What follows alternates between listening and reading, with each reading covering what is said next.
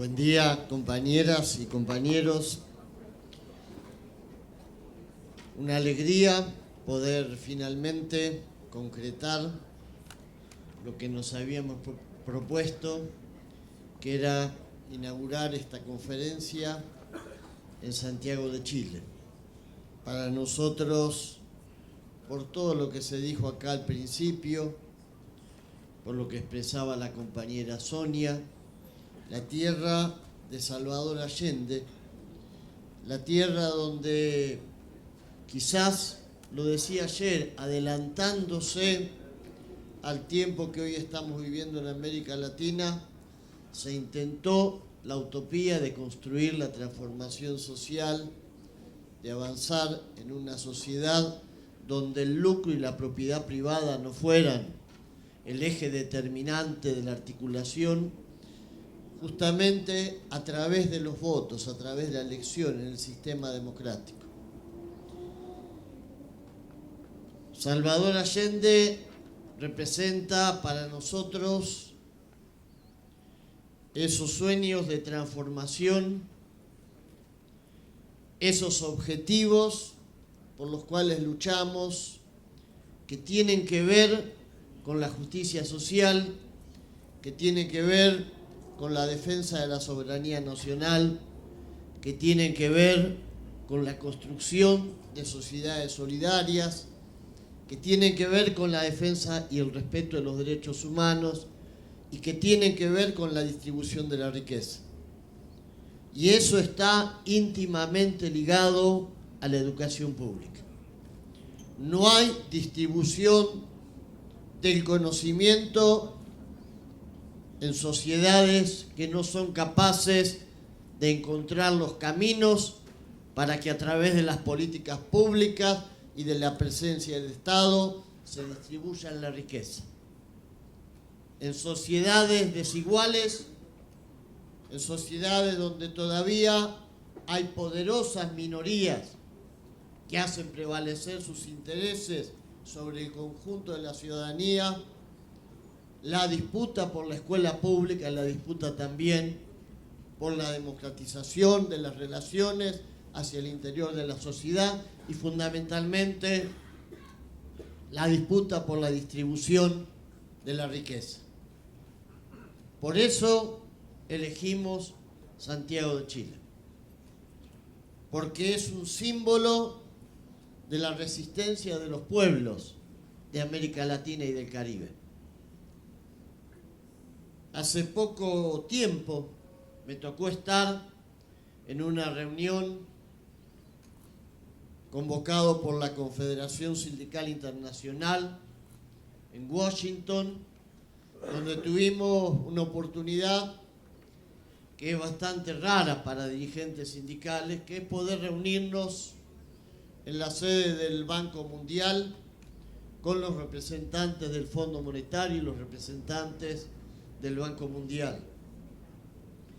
Y en esa reunión reconocían algo que después se publicó la semana pasada en un documento del Fondo Monetario Internacional.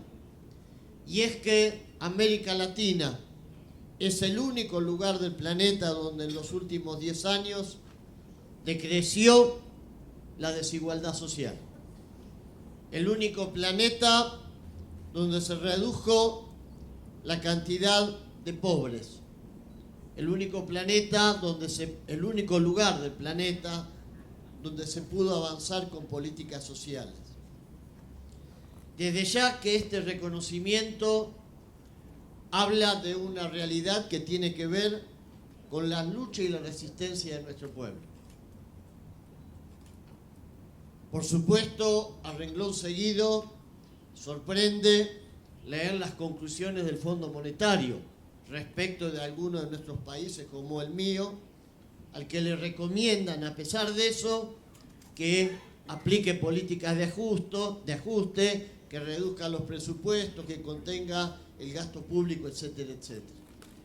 Pero hay un dato objetivo, y es que América Latina, con todas sus contradicciones, está queriendo dejar de ser el continente más injusto de la tierra, porque lamentablemente en los 90 llevábamos colgado ese blasón negro. Éramos el lugar de la tierra en el que la distribución del ingreso estaba por debajo de cualquier otro promedio.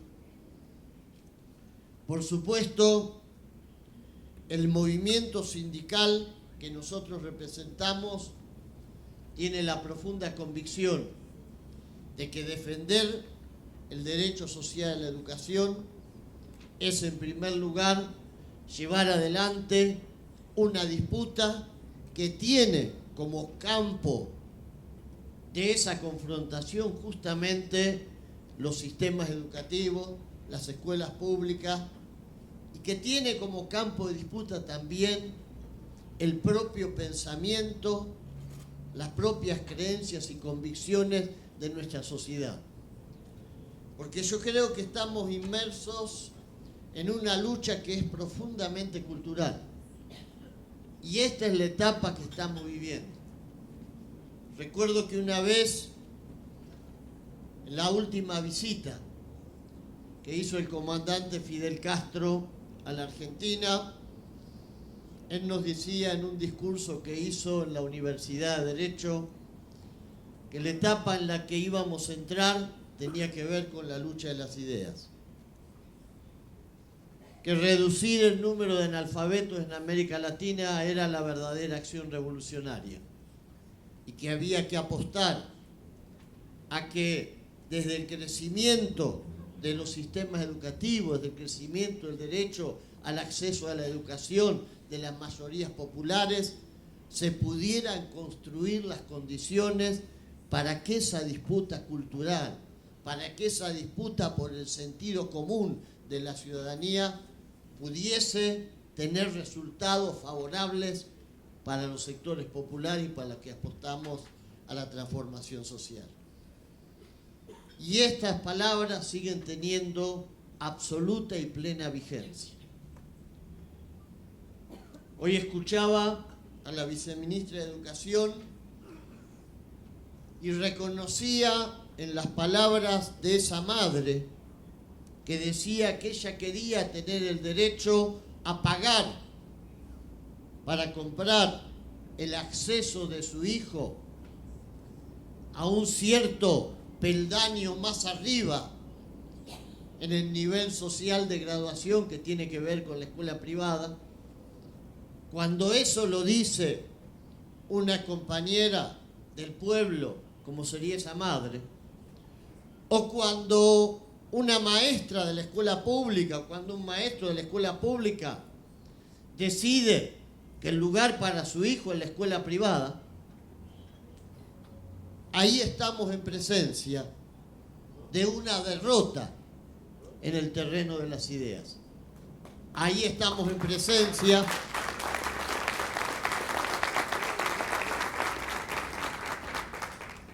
de un retroceso en esa disputa cultural. En la ciudad de Buenos Aires, que es la única jurisdicción de mi país que tiene un nivel de ingresos parecido, por ejemplo, al de Bélgica, promedio, y más allá de que tiene un gobierno con verdadera vocación de derecha, con verdadera vocación privatista, pero más allá de eso, el nivel de ingreso de sus ciudadanos determina, entre otras cosas, que esa jurisdicción sea la jurisdicción del país, la única que tiene más escuelas privadas que públicas. Es la única jurisdicción de mi país donde hay más escuelas privadas que públicas. Algunos sectores de la clase media que en estos últimos años han visto mejorar sus ingresos gracias a las políticas de los gobiernos populares, democráticos y progresistas de la región, algunos sectores de esa clase media que pasaron de estar en la parte de abajo de la clase media y han logrado ascender, también empiezan a incorporar la lógica de lo que dicen Si no te gusta Brasil, andate a Cuba. Son sectores de la ciudadanía que están permanentemente bajo el asedio de grandes medios de comunicación,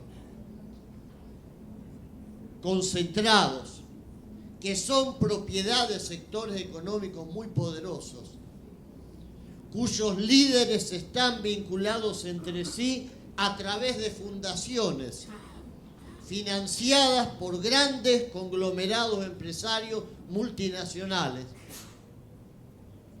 que han tejido una verdadera red a lo largo de toda América Latina para constituirse en usinas de pensamiento, desde las cuales llegan y penetran en la mayoría de los sectores populares, con el objeto de convertir sus propios intereses en el sentido común de esa mayoría. Es decir, hay una política sistemática de enajenación del pensamiento de las mayorías populares, para que alguien que viene del pueblo termine pensando como si fuese parte de una élite privilegiada y termine comprando las ideas del privatismo, de la mercantilización, de la desigualación, del individualismo, del consumismo. Para que este proceso se genere, es preciso que antes nos hayan derrotado en el campo de esa disputa cultural. Y este es un problema que nos atañe profundamente a los trabajadores y trabajadoras de la educación. Nosotros no podemos proponer un sindicalismo naif, un sindicalismo ingenuo que se encapsule en las demandas corporativas, que solamente sea capaz de mirar su propio ombligo y desentenderse de lo que pasa alrededor. Para cualquier movimiento sindical, eso sería una mala elección. Para los trabajadores de la educación, para el sindicalismo de los trabajadores de la educación, sería un suicidio. No hay manera de sostener la disputa por nuestros intereses escindida de la disputa por la defensa de la escuela pública y escindida de la disputa por la defensa de sociedades democráticas constituidas sobre la base de la defensa de los derechos humanos. No hay manera. Sería una contradicción en sí mismo. Yo muchas veces, cuando en mi país, porque además soy secretario general de una de las centrales sindicales de la Argentina, y esto creo que tiene que ver con lo que decía Felicio del papel que jugamos los gremios docentes en la realidad, por lo menos de las sociedades periféricas como la nuestra. Pero les decía, hay veces que en la discusión con algunos dirigentes sindicales que suelen desentenderse de lo que pasa con el resto de sus compañeros de clase y que suelen reclamar y que tienen como razón simplemente que tienen que responder a sus bases, algo que es legítimo, porque aquí nadie va a reinventar el sindicalismo. Está claro que hay una tarea indelegable que tenemos, que tiene que ver con el salario, con el convenio, etc. Ahora, no se puede defender eso como si ahí empezara y terminara la razón de ser del movimiento sindical. Y nosotros sabemos que tenemos que hacer una articulación permanente con la sociedad, porque esos líderes de opinión, como le llaman piadosamente los dueños de los grandes medios de comunicación que pululan por el mundo y que siguen insistiendo en vender mercadería podrida, siguen insistiendo en vender la mercantilización educativa. Siguen insistiendo en que la escuela pública debe ser el reservorio para aquellos que no tienen la posibilidad ni el poder adquisitivo para pretender algo mejor. Siguen insistiendo en que los problemas de la educación tienen que ver con la falta de preparación de los docentes. Siguen insistiendo en que el mundo nuevo al que nos tendríamos que sumergir para decir que dejamos de ser países del tercer mundo y nos convertimos en países del primer mundo, nos conecta a una suerte de grieta que tiene que ver justamente con asimilar y hacer propia la lógica del mercado. En esta concepción, nosotros no podemos hacer un sindicalismo ingenuo. No podemos desentendernos de la suerte de la escuela pública. Del mismo modo que no podemos desentendernos de la suerte de los padres de nuestros alumnos. No hay posibilidad tampoco de que tengamos florecientes escuelas públicas que sean islas de la fantasía en un mar de miseria y desocupación. Eso no existe. No se va a lograr nunca, porque ni siquiera podríamos darle a esa pretensión la definición de una utopía. Eso no es una utopía. Eso sería una ingenuidad en el mejor de los casos.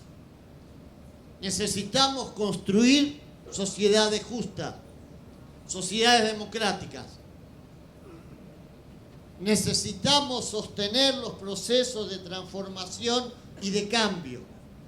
No es lo mismo pararse frente a un gobierno neoliberal, subordinado al Fondo Monetario Internacional, subordinado al Banco Mundial, que pararse frente a un gobierno popular y democrático que quiere desarrollar y sostener autonomía para poder aplicar políticas que tengan que ver con el campo popular. No es lo mismo.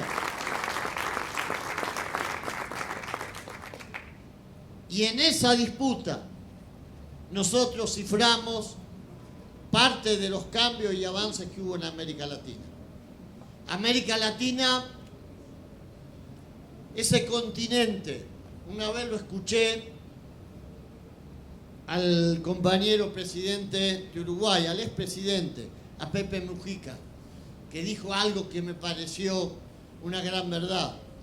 Mujica dijo: en América Latina tenemos naciones porque no supimos tener patria. Y yo creo que esa es una gran asignatura pendiente. América Latina tiene que ser una patria. América Latina y el Caribe tiene que ser una patria grande. Nos dividieron para poder imponer los intereses coloniales de las grandes potencias. Y los que vinieron después nos siguieron dividiendo para sostener los intereses imperialistas de los que quisieron que este continente fuera el patio trasero. Y eso no lo tenemos que olvidar. La unidad de América Latina tiene que ser una bandera de lucha de la clase trabajadora y tiene que ser un norte y un objetivo de los trabajadores y trabajadoras de la educación. Porque en el mundo en el que nosotros vivimos no hay posibilidad de que nos salvemos como nación de las fronteras para adentro. No existe eso. En este mundo del siglo XXI o constituimos bloques de unidad sustentados en nuestra historia, en nuestra identidad común, en nuestros objetivos comunes, en nuestros ideales comunes, o vamos a sucumbir.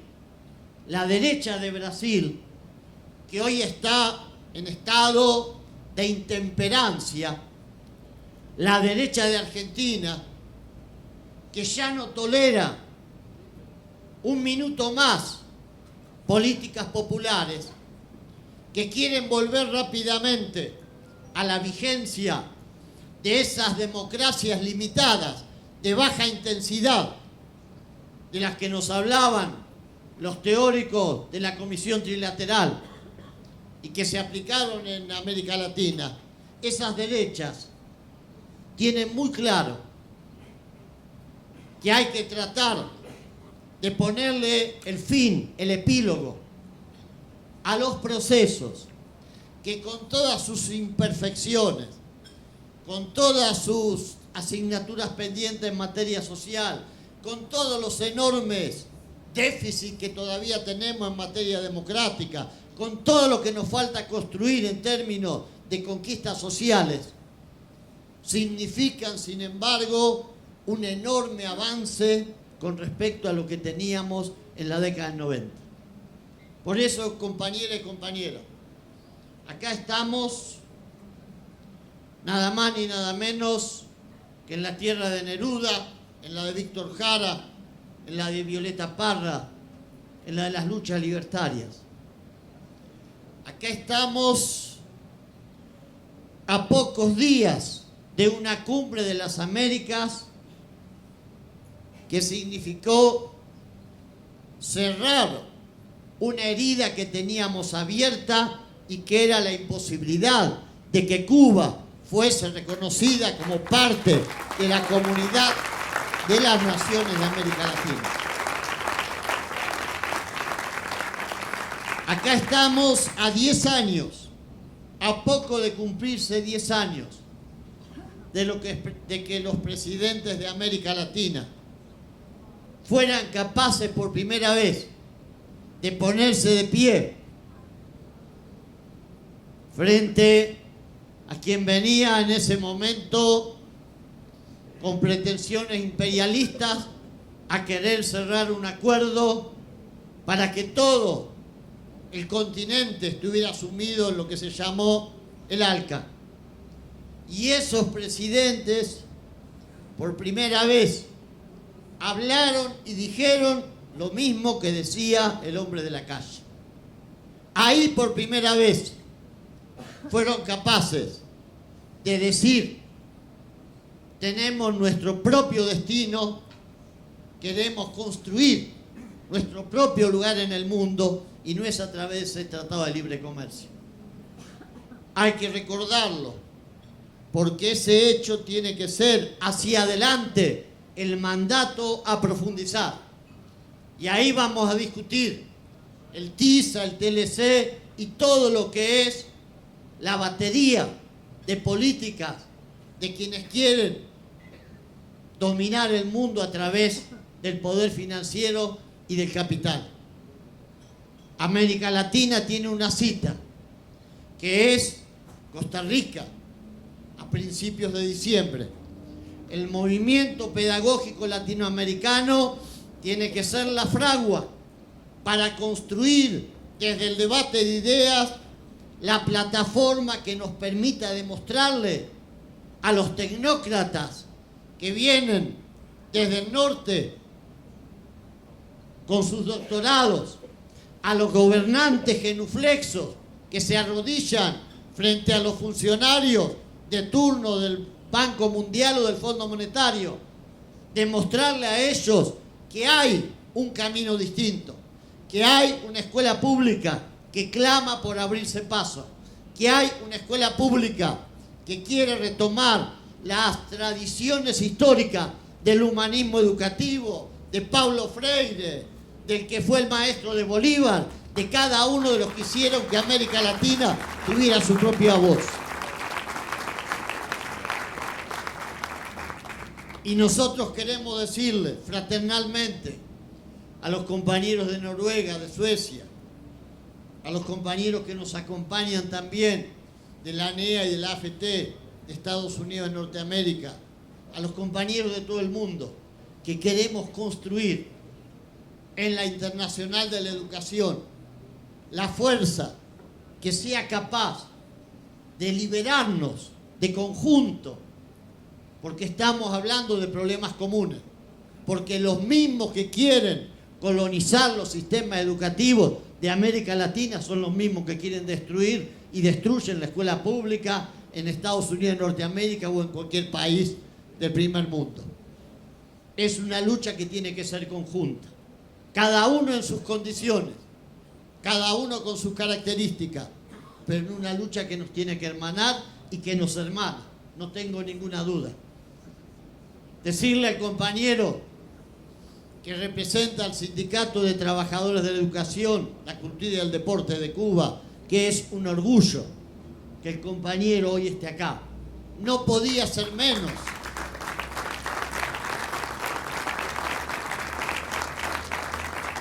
No podíamos estar por debajo de ese gesto que fue la presencia de los compañeros de Cuba en la Cumbre de las Américas. Desde ya hace falta, como decía compañero Felicio, el fin del bloqueo, pero hay que reconocer que hubo un paso importante que fue el restablecimiento de las relaciones entre el gobierno de Estados Unidos y el gobierno de Cuba. Y hay que seguir avanzando. Reconocer en cada uno de ustedes a la militancia y al grupo que orgánicamente construye la posibilidad de que esta lucha por la escuela pública lata y se exprese en cada rincón de América. Esto no es un simposio de teóricos. Acá no venimos a llevarnos un diploma, ni venimos a comprar alguna idea nueva.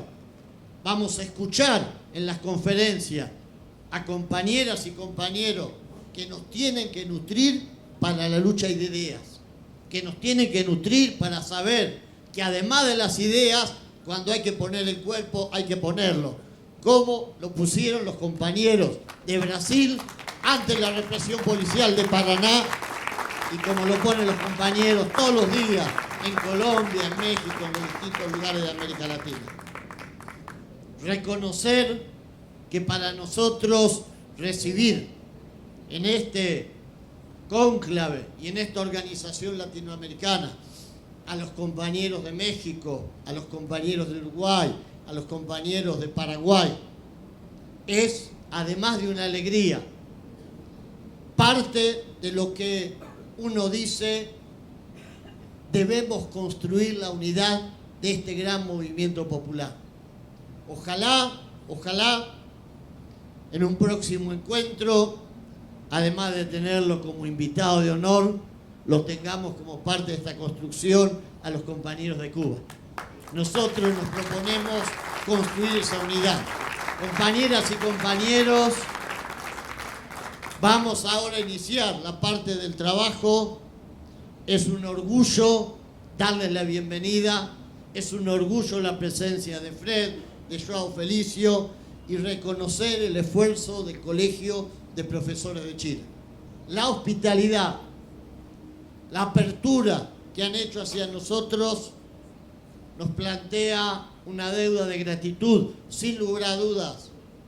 Han hecho honor a Estela Maldonado, que fue la que soñó con este encuentro acá, y quiero decirle además que hacemos un reconocimiento en particular para el compañero Converti, para los compañeros que trabajan en la Internacional de la Educación, porque hay un trabajo que no se ve hasta que se produce un hecho como este. Gracias y fuerza.